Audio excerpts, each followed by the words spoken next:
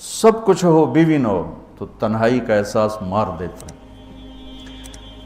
اس سے ایک اور مطلب نکلتا ہے کہ لباس کے بغیر ایک لمحہ گزارا نہیں۔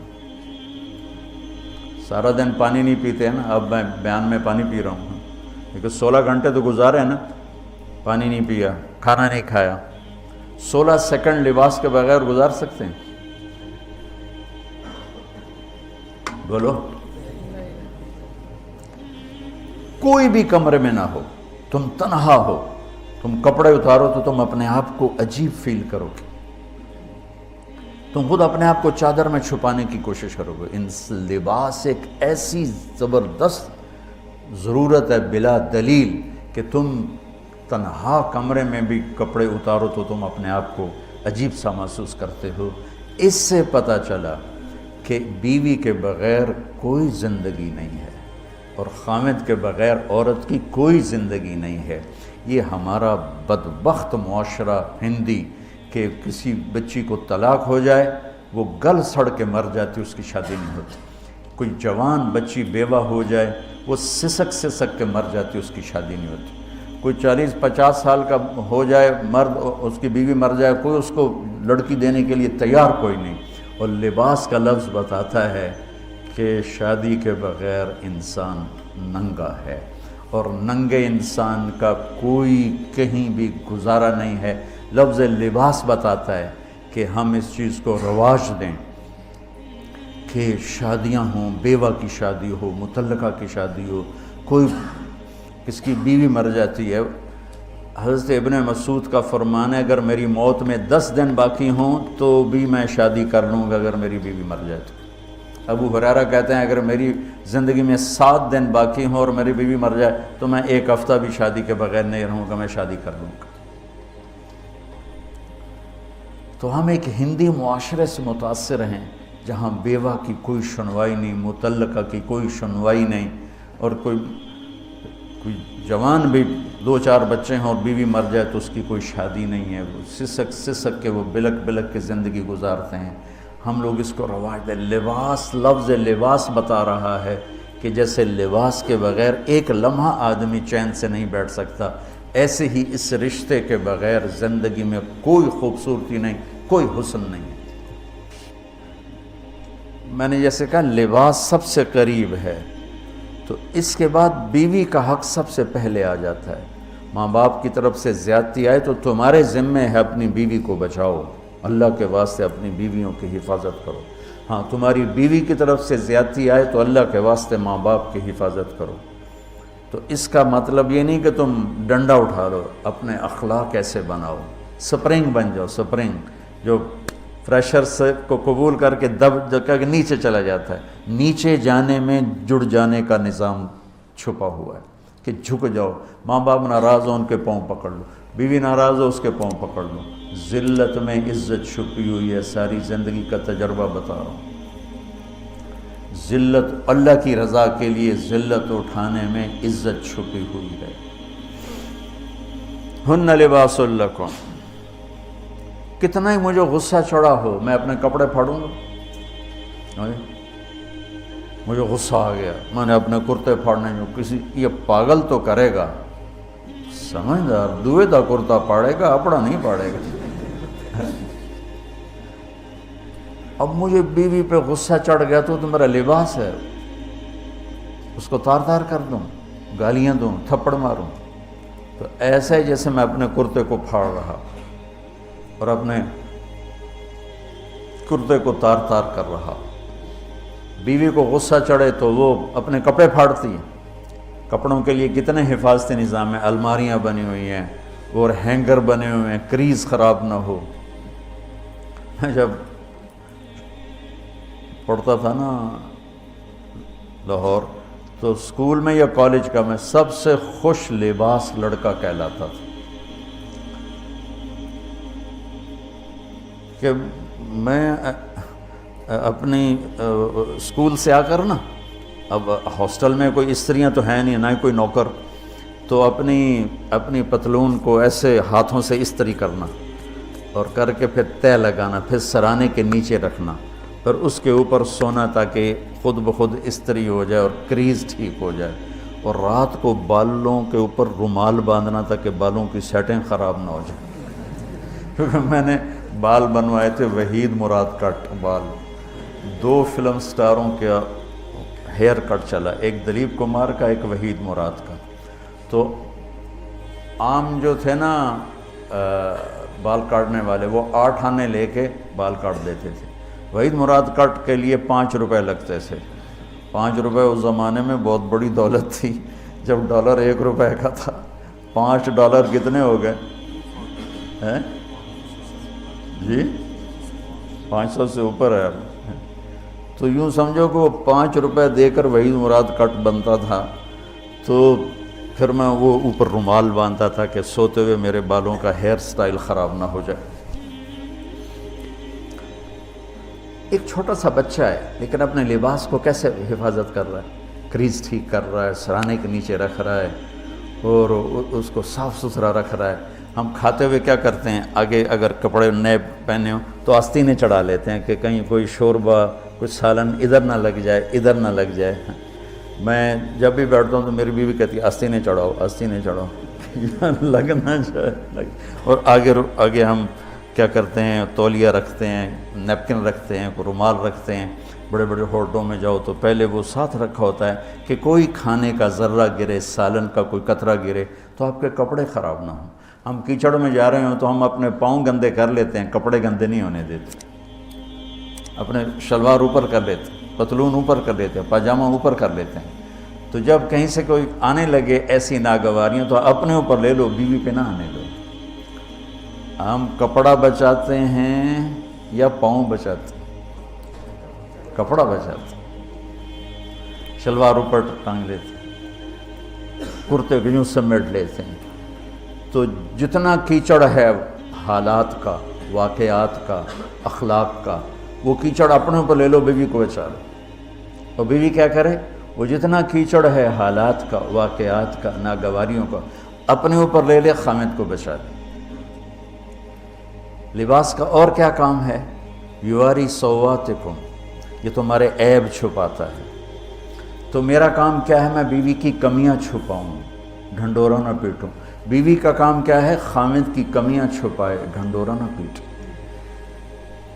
دوسرا کام کیا ہے لباس کا، وریشہ، لباس مجھے خوبصورت بناتا ہے۔ یہ ایک واحد رشتہ ہے جو زندگی کو خوبصورت بناتا ہے۔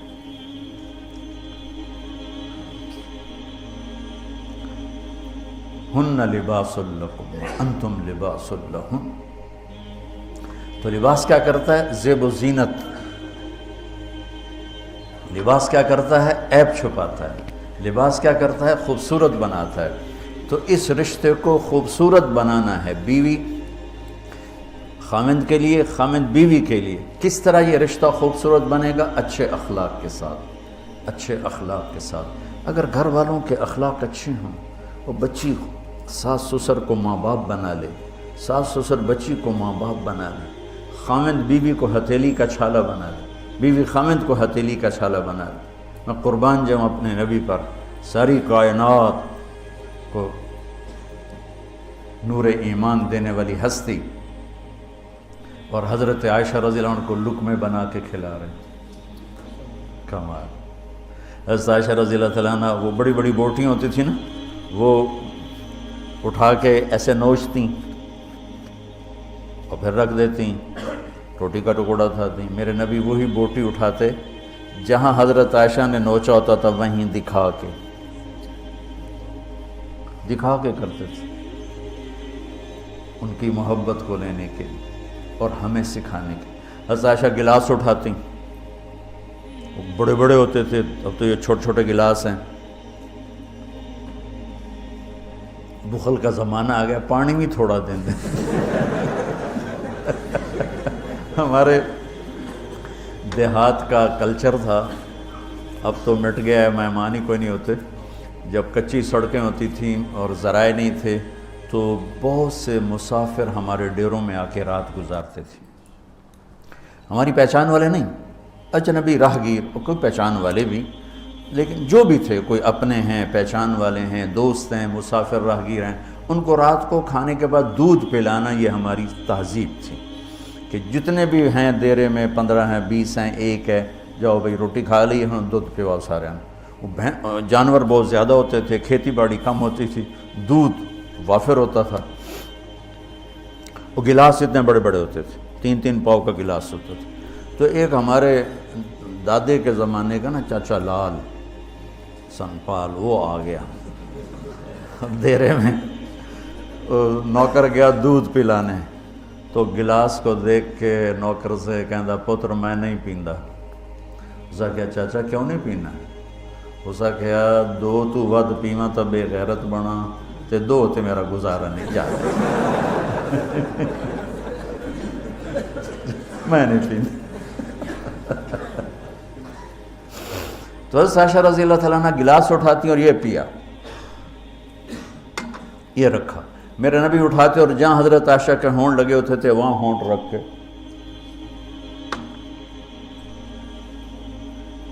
یہ زندگی سکھائی ہے۔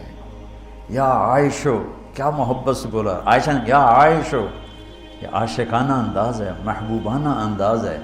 یا حمیراء، عائشہ آؤ دوڑ لگائیں۔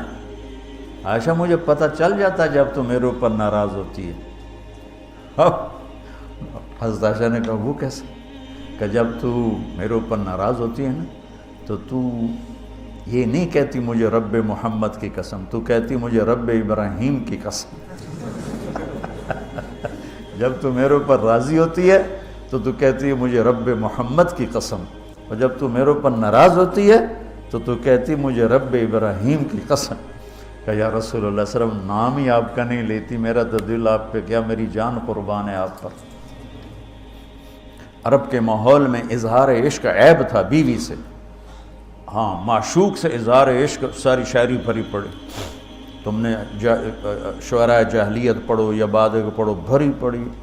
وَهَلْ تَبْكِينَ لَيْلَا إِذَا مِتُّ قَبْلَهَا وَقَامَ عَلَىٰ قَبْرِ النِّسَاءُ النَّوَائِحُ لَيْلًا كَمَا لَوْ أَصَابَ الْمَوْتُ لَيْلًا بَكَيْتُهَا وَجَادَ لَهَا دَمْعًا مِنَ الْعَيْنِ صَافِحُ وَأَغْبِطُ مِنْ لَيْلًا بِمَا لَا أَنَالُهُ بَلَا كُلُّ مَا قَرَّتْ بِهِ الْعَيْنُ طَائِعُ وَلَوْ أَنَّ لَيْلًا، دیکھو لیلہ 4 شعر ہیں، لیلہ ہر شعر میں لیلہ۔ وَلَوْ أَنَّ لَيْلَ الْأُخَيْلِيَّةَ سَلَّمَتْ عَلَيَّ وَدُونِي جَنْدَلٌ وَصَفَائِحُ لَسَلَّمْتُ تَسْلِيمَ الْبَشَاشَةِ أَوْ زَقَى إِلَيْهَا صَدًا مِنْ جَانِبِ الْقَبْرِ سَائِحُ۔ وہ بڑے زور شور سے لیلہ لیلہ لیلہ اپنے اشعار میں کہہ رہا ہے، لیکن بیوی سے اظہار عشق عیب، موت۔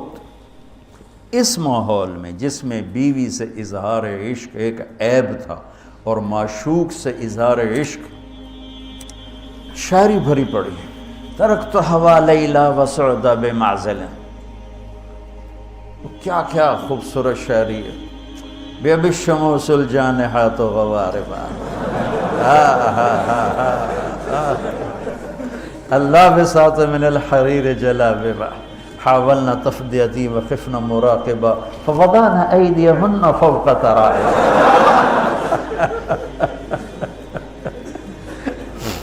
عرب کی شاعری بھری پڑی ہے عشق و معشوقی سے۔ اس ماحول میں میرے نبی سے ایک شخص کہتا ہے یا رسول اللہ من احب الناس الیک، آپ کو سب سے زیادہ کس سے پیار ہے؟ بھری محفل ہے، مسجد الگ نہیں کہ یوں کر کے پوچھ رہا ہو، بھری محفل میں آپ سب سے زیادہ کس سے پیار کرتے ہیں؟ تو آپ نے زور سے کہا عائشہ سے۔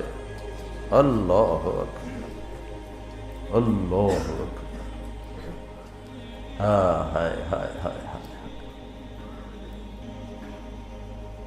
وہ تو ہل گئے، کہنے لگے، ان کی تو سمجھ میں نہیں آئی بات، تو انہوں نے کہا یا رسول اللہ میرا مطلب ہے مردوں میں آپ کس سے زیادہ پیار کرتے؟